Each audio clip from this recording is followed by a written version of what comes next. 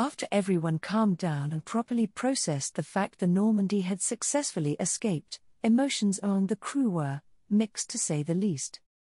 Many of the crew members on duty had overheard Edie's analysis of the distress call, and the ones that hadn't were filled in shortly after the ship jumped to FTR.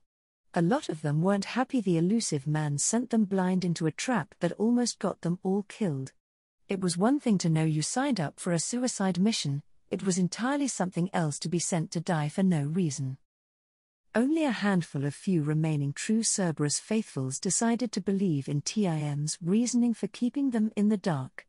And even then it was more they were simply trying to convince themselves after the fact. All of them, even Miranda, felt betrayed on some level. Despite the crew's anger, the elusive man was right about one thing: they needed to find an intact IFF transponder from either a Reaper or Collector ship if they wanted any hope of reaching the Collector homeworld. Edie had managed to trace the navigational data back through the Omega-4 mass relay. Unfortunately, the data put the Collector base in the middle of the galactic core, an inhospitable mess of black holes and exploding suns.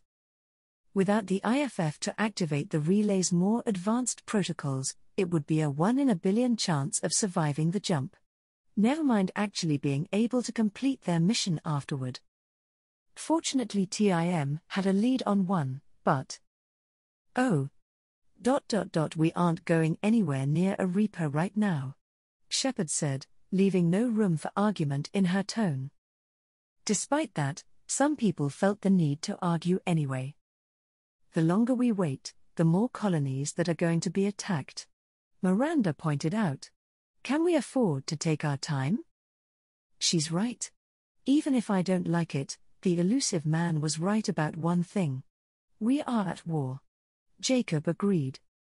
We also just finished a highly dangerous mission that left several of our team wounded. Shepard reminded them. Grunt's arm will take time to heal, Corgan or not. Jack is recovering from frying her biotic amp. Garrus had an armor breach. And you, Jacob, have some microfractures all over your body from getting thrown by that shockwave. We are simply not in the condition to run another mission like this one so soon. We still have Mordin, Thane, Kasumi, Samara, Talizora, myself, you, and Revan available. Miranda disagreed, motioning to the rest of the team around the room. More than enough to deploy 2 teams. Except most of the people you listed are more suited for support roles or skirmishing. Not heavy frontline fighting while surrounded by the enemy. Which we will be if there is anything hostile in the Reaper ship. No, we are not going until the rest of the team is back on their feet. The Reaper derelict waited 37 million years, it can wait a little longer. Shepard put her foot down. Where is Revan, by the way?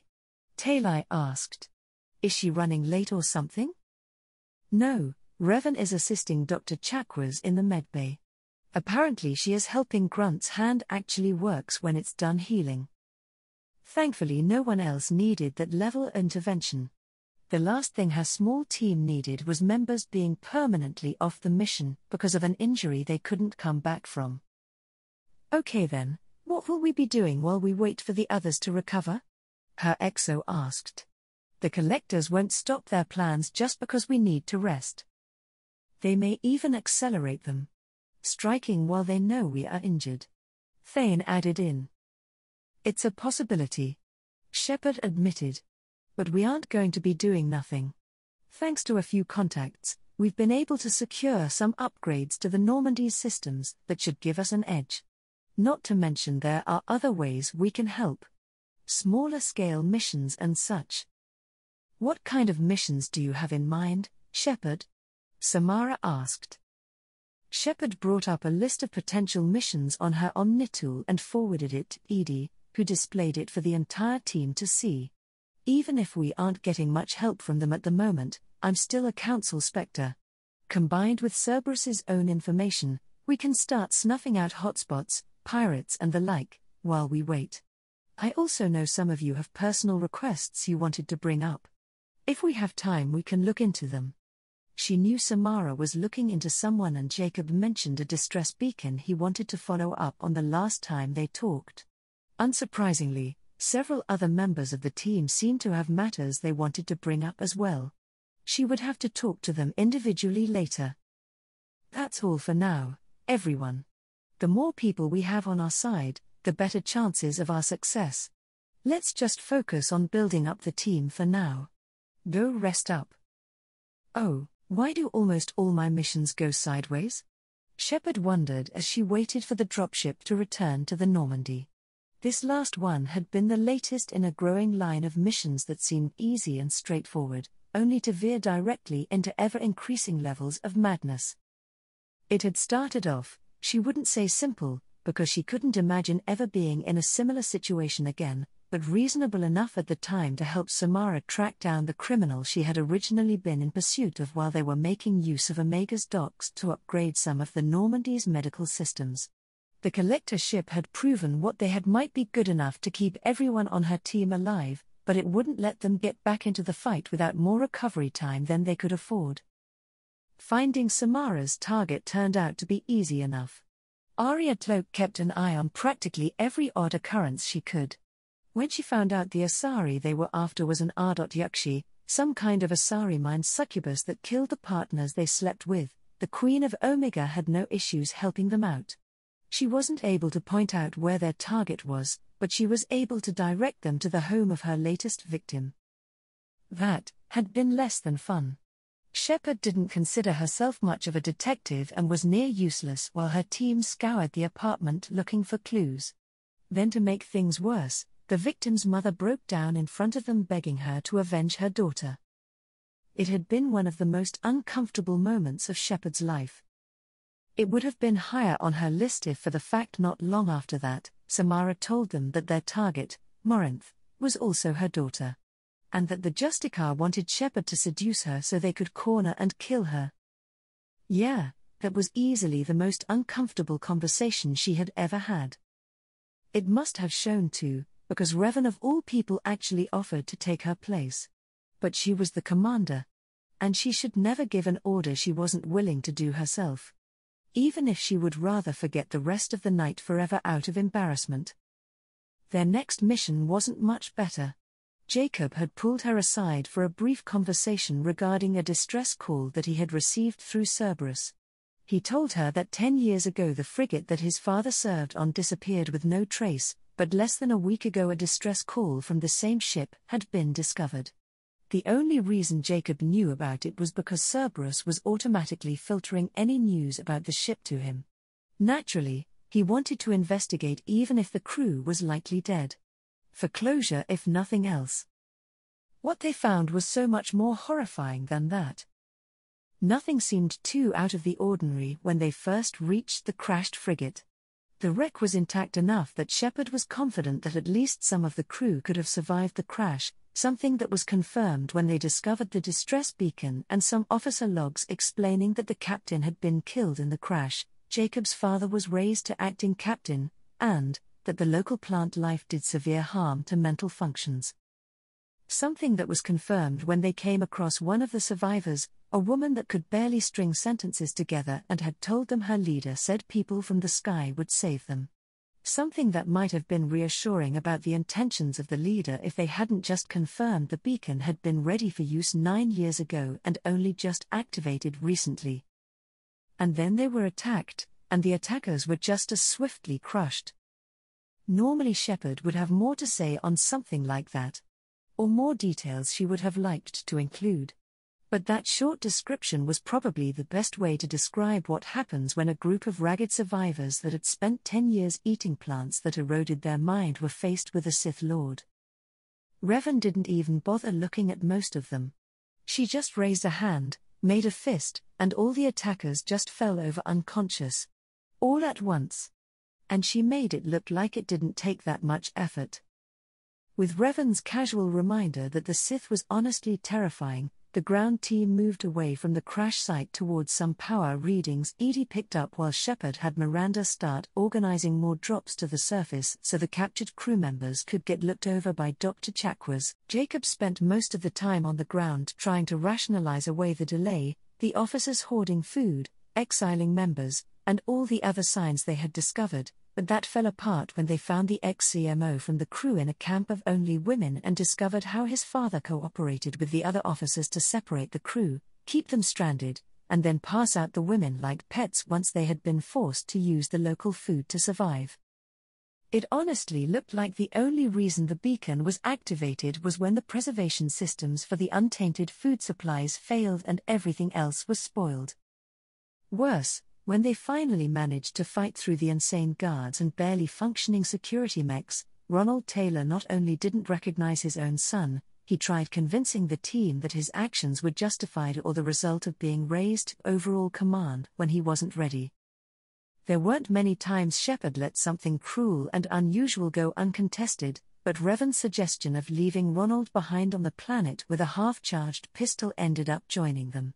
The acting captain had lived the last decade in a twisted fantasy that ruined the rest of his crewmates. He could continue living it alone or die if that was his choice. Compared to that nightmare scenario, Thane wanting to stop his son from becoming an assassin seemed like it would be a refreshing break. After all, how hard could that be? Just show up, let Thane talk to his son for a bit, and hopefully everything gets resolved without issue. Of course it couldn't be that easy.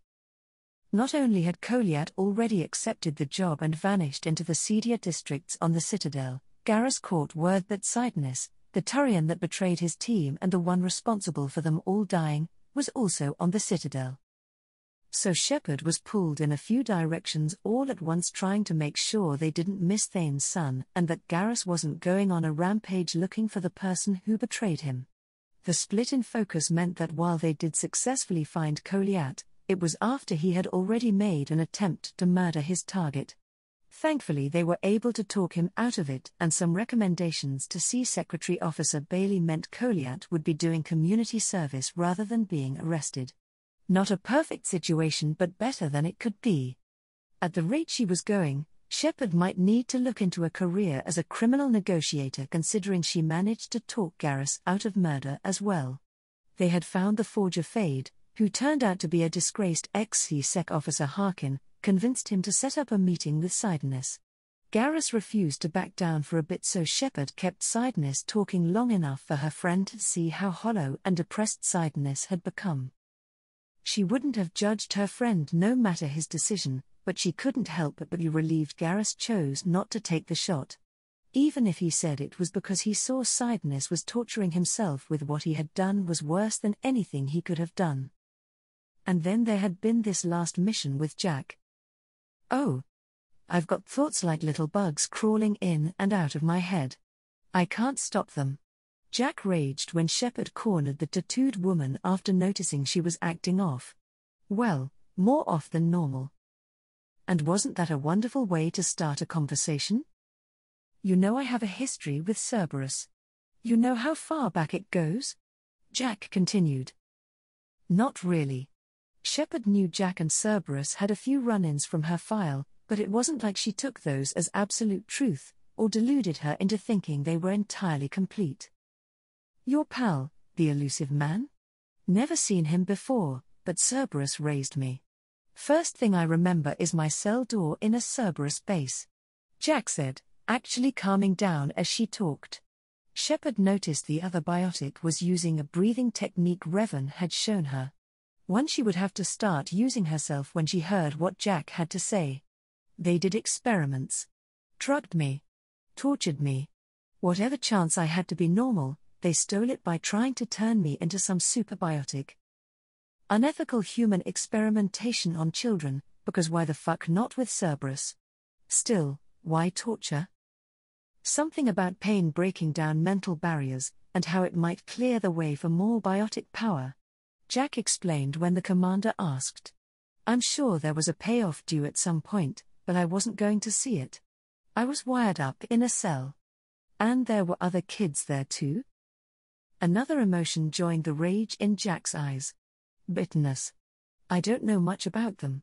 I was kept separate, they hated me, just like everyone else. When I broke out they came out of their cells and attacked me. So did the guards. I showed them though. She said darkly. Meaning she killed her way through them. Managed to get a shuttle off the ground and drifted until a freighter picked me up. The crew used me, then sold me. Shepard really didn't want to consider what used meant in this case. That's my uplifting escape story. So kidnapping, human experimentation, torture, and God knows what else. Yeah, Shepard wasn't going to let this stand. She didn't really need to ask if Jack was certain. The organization had shown it was fully capable of being that monstrous in the past after all. I'll talk to the elusive man. And he better have some answers. Shepard promised and was slightly surprised when Jack shook her head no. He'll just deny everything, and that's not what I'm after. I found the coordinates in your files. I want to go to the Teltin facility on Pragia, where they tortured and drugged me. Jack stood and her voice started rising. I want to go to the center of the place, my cell. I want to deploy a big fucking bomb. And I want to watch from orbit when it goes. She spat. Well, Shepard wasn't going to try and stop her from leveling the evil science lab. And if Cerberus had issues with that, then they really didn't know her when they brought her back. I'll set a course for Pragia. She promised. All energy just seemed to flow out of Jack. I owe you, Shepard. Was all she said. This looks like it was abandoned much longer than you said it has been. Revan noted as they were forced to land on the roof of the facility to avoid the vegetation swiftly reclaiming the ruins of the Pragia facility. The materials commonly used for construction here might not be as durable as the ones found in her home galaxy, but that didn't mean they were easily corroded. Welcome to Pragia, it's a shithole like that. Cerberus actually had to build the landing pad on the roof or the vegetation would have overgrown it in a few hours. Jack muttered.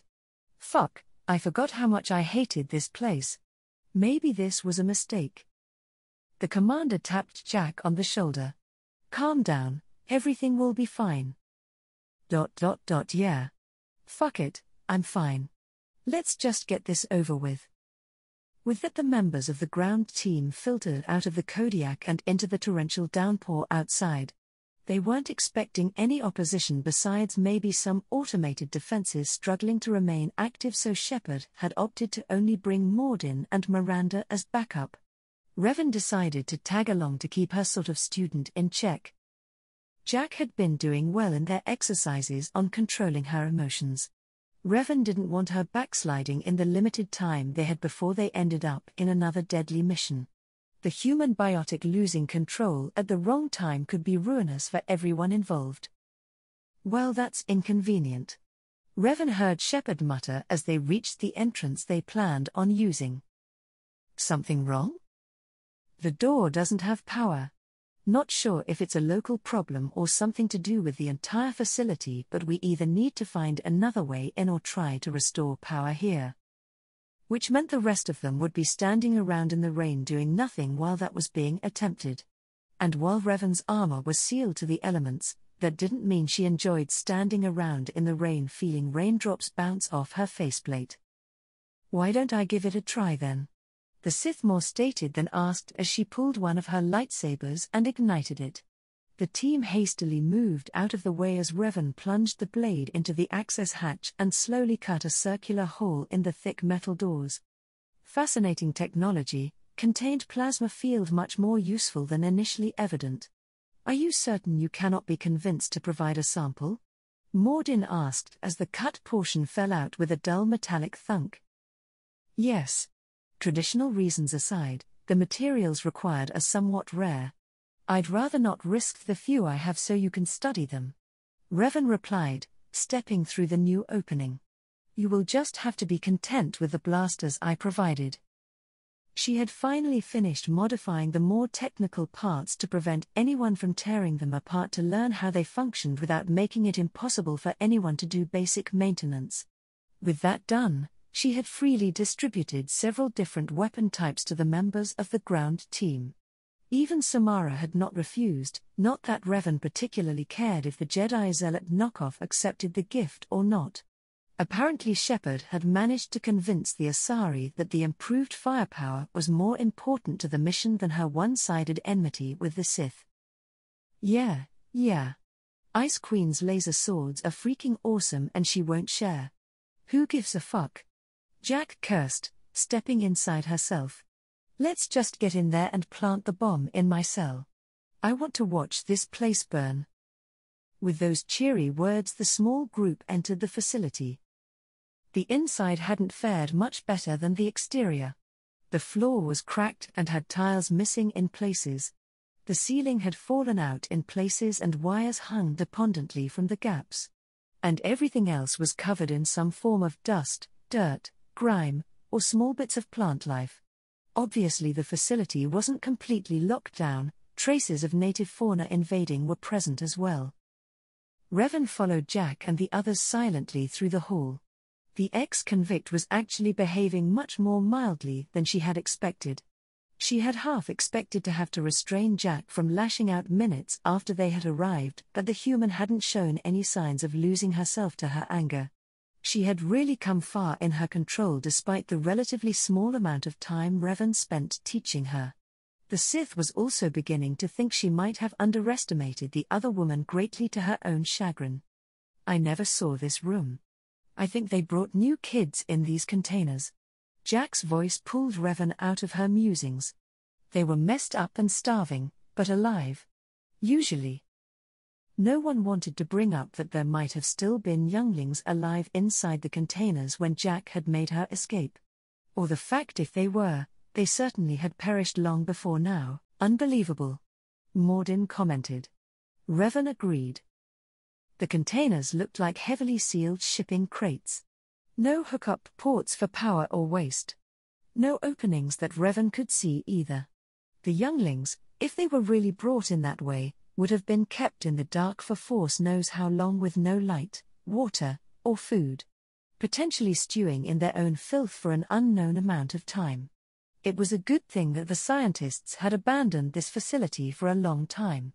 If Revan ever caught someone causing that amount of harm to a youngling for any reason, they would beg for death a long time before she granted them that release. Perhaps unsurprisingly, Miranda had nothing to say to that.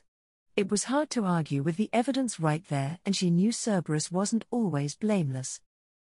A little further in they saw the first evidence that despite the elements, time, and general disrepair of the facility, some portions still had power. As evidenced by a glitching security console playing a random log file between one of the security officers and a scientist. The elusive man requested operation logs again. He's getting suspicious, the officer said. When we get results, he won't care what we did. But if he knew, the scientist trailed off. He won't find out, the other man reassured before the log started looping. Working outside program parameters. Hiding information, Mordin stated. Yes, I think we can safely confirm this was a rogue facility, Miranda added with obvious relief. He never said what they were hiding from the elusive man, Jack pointed out. Thankfully, all of them were willing to drop the matter and continue on. For different reasons, no doubt, but neither Shepard nor Revan questioned it. They continued in silence until they entered another wide-open room filled with the container crates they had seen earlier. I remember escaping to this room. Fighting here. I saw sunlight through the cracks in the ceiling. Jack commented. Only a half-dead guard between me and freedom. He was begging for his life. From her tone it was obvious Jack did not spare the guard. Revan wasn't about to judge. Younglings had both the potential for infinite kindness and infinite cruelty. One that was scared, likely injured, and looking for escape was likely not going to be merciful to her captors. Out of habit more than anything, Revan cast out her senses and was mildly surprised to find they were not the only things in the room. It seemed some of the local wildlife was taking cover from the storm outside here. Unfortunately, not only had these animals noticed their group as well, they were feeling increasingly aggressive as the Normandy team moved forward. Apparently the animals had taken their presence as an invasion of their territory and were preparing to ambush them. The Sith informed the team of the incoming ambush moments before the first of the predators leapt out of cover, only to be immediately bisected by a lightsaber the second it came in range. More of the ugly lizard fish dogs sprinted out from the rubble or over several containers and were greeted by glowing red energy bolts from the team's new weapons.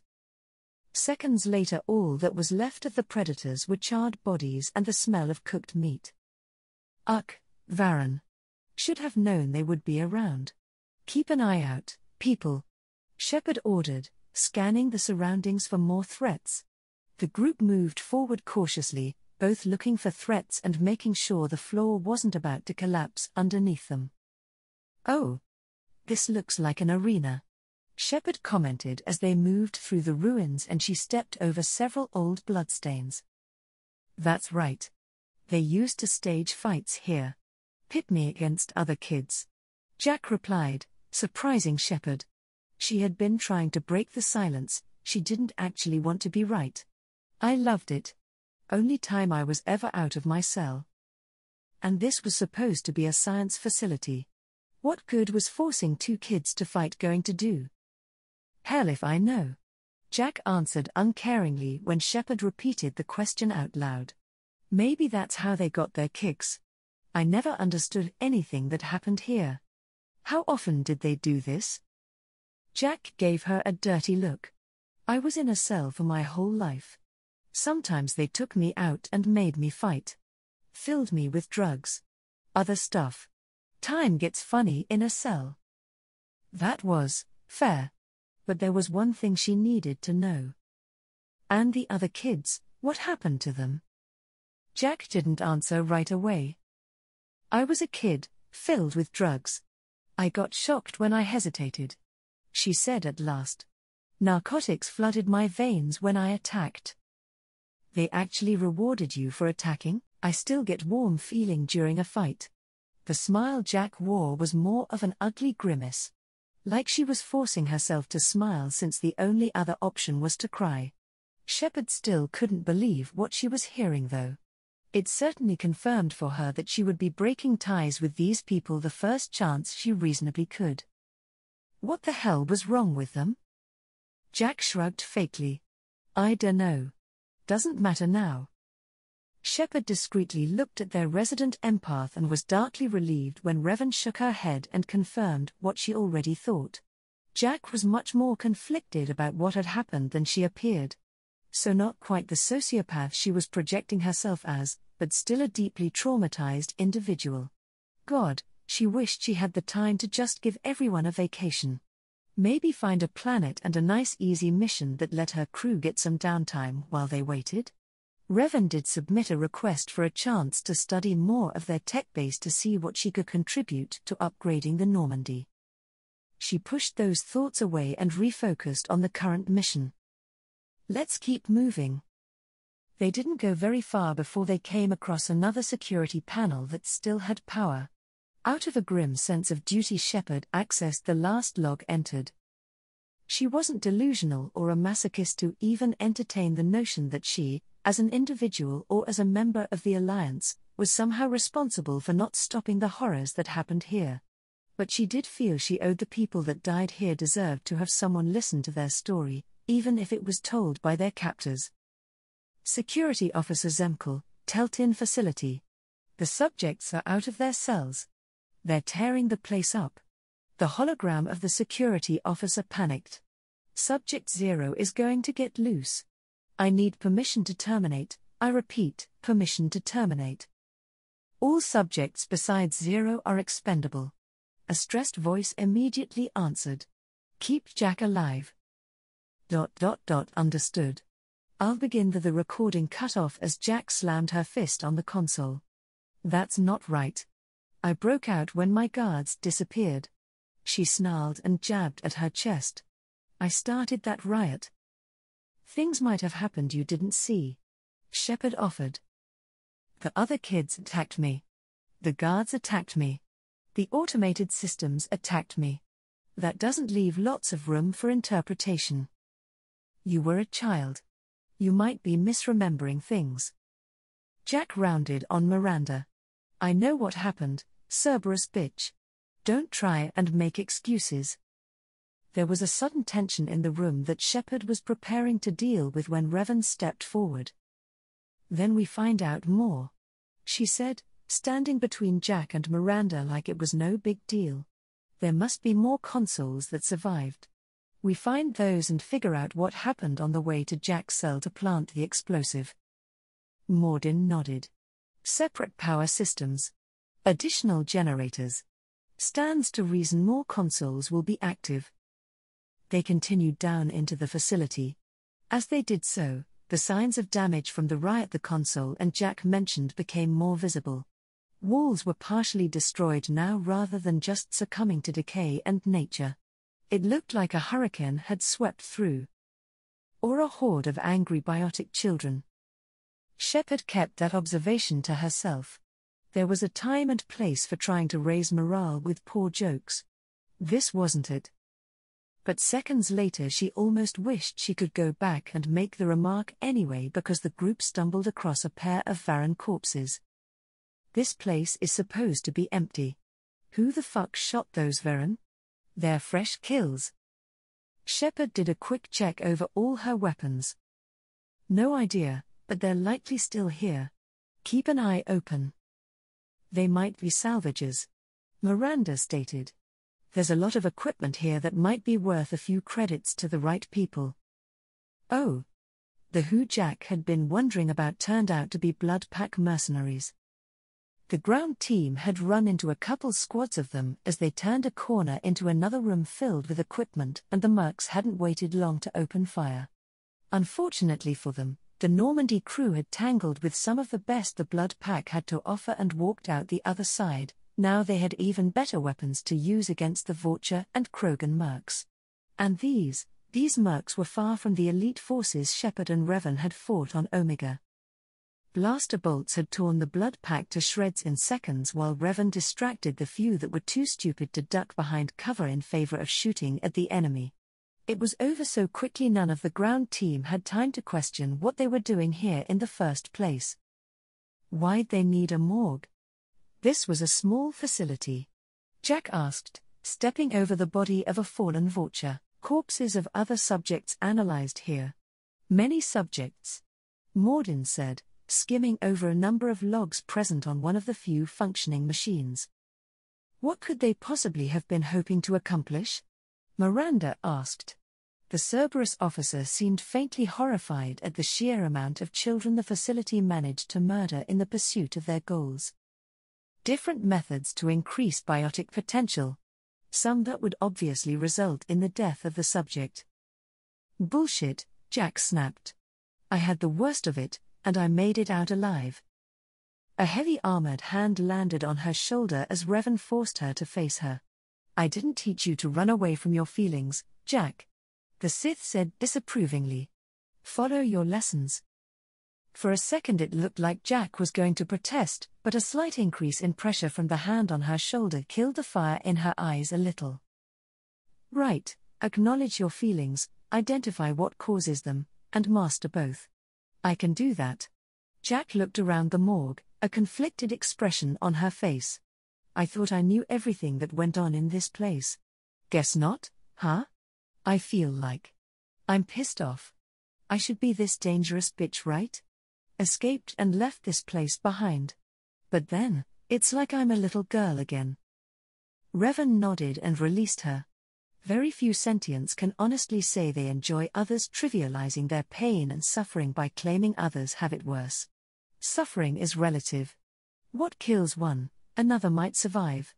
But both suffered. Do not dismiss that lightly. Right, fuck, this is complicated. Jack nodded before stalking off. Let's just go plant this bomb. That sounded like a really profound saying. Shepard muttered as she and Revan started walking after Jack. Where did that come from? It was one of the sayings of Jedi Master Sunt Thalkard. One of the wiser Jedi teachers I had the pleasure of learning from. I'm surprised you can admit that so easily. You never liked talking about anything to do with Jedi. Wisdom can come from anywhere, only idiots deny this. And it helps that Sunt Thalkard died 400 years before I was born. Revan said bluntly. The Jedi, for all their faults, were very wise. They just weren't intelligent enough to make use of it. Oh. I must have come through here when I broke out, but I don't remember it. Jack said uneasily from outside a medical room. We should move on. This is a bad place. We'll move on in a second. Shepard reassured her. But this is the only place we've seen so far with more active terminals. There might be more information on what really happened when you escaped. High probability of test data and procedures as well. Mordin added. Proof of Cerberus's actions. He directed that last portion at Miranda. We already found out this facility was hiding things from the elusive man. They might have been getting the funding from Cerberus, but they clearly weren't loyal to us. Before that could break out into another argument, Shepard pressed a button on one of the active consoles. It looked like an experiment log of some sort. Selecting one of the files at random, she pressed the playback option. Entry 1054, Teltin Facility. The latest iteration of Perg-Nim went poorly. Subjects 1, 4, and 6 died. No biotic change among the survivors. A Cerberus scientist reported tonelessly in the recording. Shepard was infuriated to see the man seemed almost bored discussing the deaths of several children. We lowered the core temperatures of surviving subjects, but no biotically beneficial reactions occurred. As a side effect, all subjects died. Despicable. Mordin commented from the side. So we'll not try that on Zero. I hope our supply of biotic potential subjects holds up. We are going through them fast. Shepard clenched a fist so hard it hurt. How'd they manage it, Miranda? Commander. If this was a rogue facility, how did they manage to get enough kids that they could butcher them for just hints of progress? She was starting to agree with Jack. This place needed to burn. But more than that, she wanted to make sure none of this could happen again. I don't know what to tell you, Shepard. Miranda faltered, her face pale. Small facilities like this are expected to source their own resources. Cerberus helps with the funding, but we don't directly contact them except for updates and reports.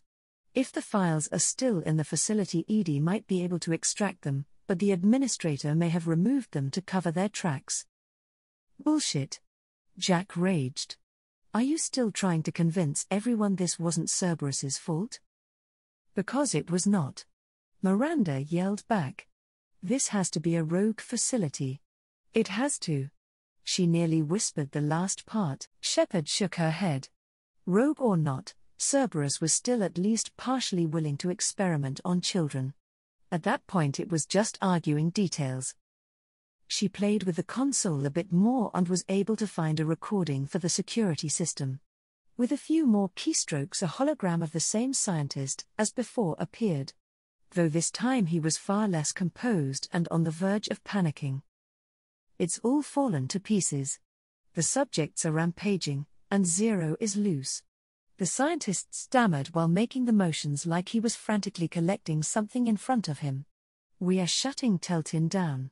What a disaster. We'll infiltrate and piggyback onto the Alliance's Ascension program. Hopefully that will. There was a loud banging picked up by the speakers. Who are? Zero, wait. The recording ended suddenly as the scientist was violently thrown away by a biotic blast. Shepard glanced up at one of the walls and noted the dented plates and old bloodstains. No mystery what happened to the scientist then. Jack wasn't as calm as her. Shepard, they started up somewhere else. Jack rounded on her, eyes wide and panicking. Those lessons with Revan were doing wonders. Before, Jack wouldn't have cared about another program unless it was for revenge. And now here she was, actually worried about others going through what she did. Relax. Ascension is an Alliance program. It's a school for biotic kids. I went there myself. They don't torture kids. The powerful biotic slouched in relief. A lot of this isn't the way I remember it, she finally said. Shepard nodded. You were a kid. Anyone expecting you to remember everything completely unbiased is an idiot. And facing trauma of any kind is difficult. Especially old ones. Yeah. We're getting close to my cell. Let's finish this. Oh. Commander Shepard let out a deep sigh as she could finally relax after changing out of her hardsuit. Pragya had been far more stressful than expected. Not only had there been even more blood packs scavenging around the Teltin facility, they had run into another survivor from the riot that shut down the facility. If Jack was crazy and dismissive of much of her past, choosing to not remember or ignore the worst parts as best she could, Aresh had been her exact opposite. Not only was the broken man stuck in the past and hell-bent on making sure that the suffering he and his fellow victims counted for something, he wanted to continue it. Restart the facility. Shepard wondered if he had even bothered escaping after she convinced Jack to not murder him right there. They hadn't seen any other shuttles escaping. In the end, it didn't really matter. Aresh had made his choice. And torturing children to unleash the true human biotic potential wasn't something she could support. With that little adventure wrapped up, they could. Hey Commander, Jack and Miranda are in the middle of a disagreement. Joker's voice rang out over the ship intercom. Can you head it off before they tear out a bulkhead? Damn it, not again. I'll deal with it. She was already running. Take pictures. The inside of Miranda's quarters looked like a war zone as the two very powerful biotics looked like they were seconds away from attacking each other. Enough. Stand down, both of you. Both women glanced at Shepard before going back to glaring at the other, but the corona of biotic energy disappeared from both of them. What the hell is going on here? The cheerleader won't admit what Cerberus did to me was wrong. Jack snarled first. It wasn't Cerberus. Not really. But clearly you were a mistake. Screw you, you saw that damn facility but you've got no idea what they put me through. Maybe it's time I showed you. Dear God, what did she do to deserve this? Jack was still twitchy from the emotional roller coaster they had all just been on, and Miranda was choosing the worst possible time to stick up for her organization. Still, she couldn't have her team fighting it out in the middle of her ship. Stow it. Miranda, are you actually saying what we found in that facility was okay? Miranda jerked back like she had been slapped. No, of course not. But it was a rogue facility. Not Cerberus. We would never. Bullshit. Jack jumped in, but Shepard stepped between them and held her back. You both know what we are up against. What our mission means. If we don't pull this whole thing off, the collectors are going to destroy everything. Save your anger for them.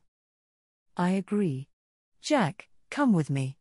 Apparently we need another lesson on mastering your anger.